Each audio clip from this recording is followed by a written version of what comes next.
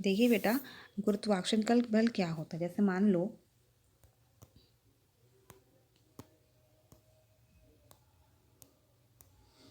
यहाँ पे क्या है, हमारे दो द्रव्यमान मतलब जो हमारे वस्तु रखी हुई हैं, एक का द्रव्यमान m है और एक का m छोटा m है, और इन दोनों के बीच की जो दूरी होती है वो क्या होती है, d होती है। ठीक है, मान लिया। तो जो ये भी दोनों वस्तु का गुणनफल मतलब कि m इंटू m, ठीक है, और इसके वर्ग का जो हमारा डिस्टेंस है वो हो जाएगा स्क्वायर। ठीक है, तो हमारा फोर्स क्या हो जाएगा, F। तो हमारा जो F है वो क्या है, दोनों के जो मास के गुणनफल हैं उनका क्या है, समानुपाती। ठीक है, हम ऐसे लिख सकते हैं इसको।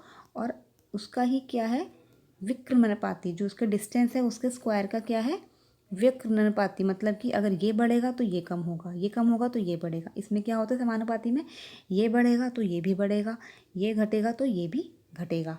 ठीक है, तो हम इसको ऐसे लिख सकते हैं, हमने इन दोनों को इक्वेशन को ऐसे लिख सकते हैं ना। तो ऐसे हम इसको लिख सकते हैं। उसके बाद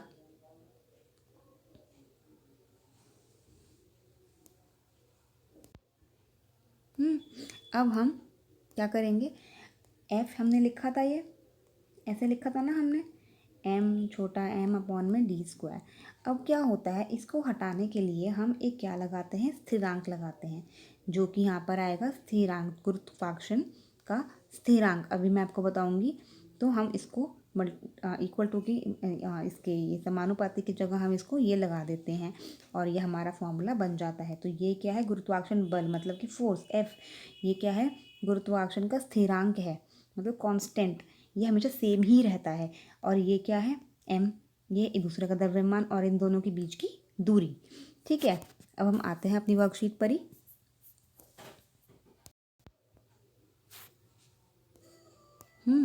अब देखिए मैं आपको यहाँ पर बता देती हूँ। ठीक है, देखो अब हम देख सकते हैं द्रव्यमानों के गुणनफल के समानुपाती और वस्तु के केंद्र के मध्यम की दूरी के वर्ग के विक्रयानुपाती होता है। ठीक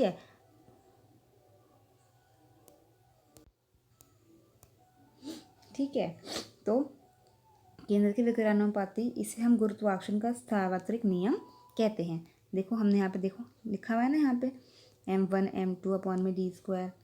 यह बल दोनों वस्तुओं को मिलाने वाली रेखा की दिशा में लगता है। मतलब कि दोनों को मिलाएंगे ना तो एक इधर लगेगा एक इधर लगेगा। ठीक है, ऐसी दिशाओं में लगता है।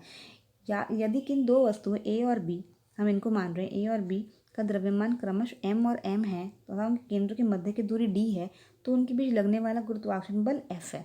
मैंने अभी आपको बताया था, F है, एक का m1 मैंने आपको बताया था। ठीक है, तो हम एक m ले लेते हैं, एक छोटा m ले लेते हैं, इसको ले लेते हैं A, इसको ले लेते हैं B।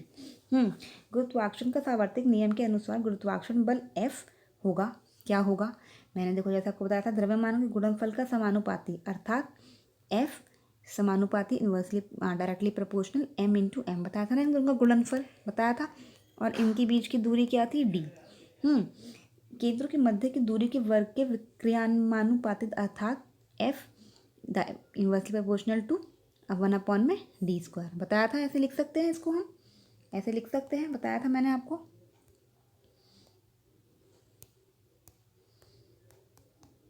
ऐसे लिख सकते हैं हम इसको। ठीक है, तो ये वन इक्वेशन है, सेकंड इक्वेशन हो गई। फिर मैंने आपको बताया समीकरण 1 और 2 से हम इसको ऐसे लिख सकते हैं, मैंने बताया था आपको। और जब हमने ये हटा दिया, इसका जो हमने ये साइन है ये हटाया, तो उसके बाद हमारा क्या आया, जी। यहाँ पर जी क्या है, अनुपाती स्थिरांक है। क्या कहते हैं इसको, अनुपाती स्थिरांक। ठीक है, जिस सार्वत्रिक इसको क्या बोलते हैं, सार्वत्रिक गुरुत्वीय स्थिरांक, जिसको क्या बोलते हैं हम, गुरुत्वीय स्थिरांक कहते हैं। जिसका जो मान होता है वो होता है 6.673 10⁻11। ये आपको याद रखना है, ये बहुत इंपॉर्टेंट है, हर क्वेश्चन में काम आएगा।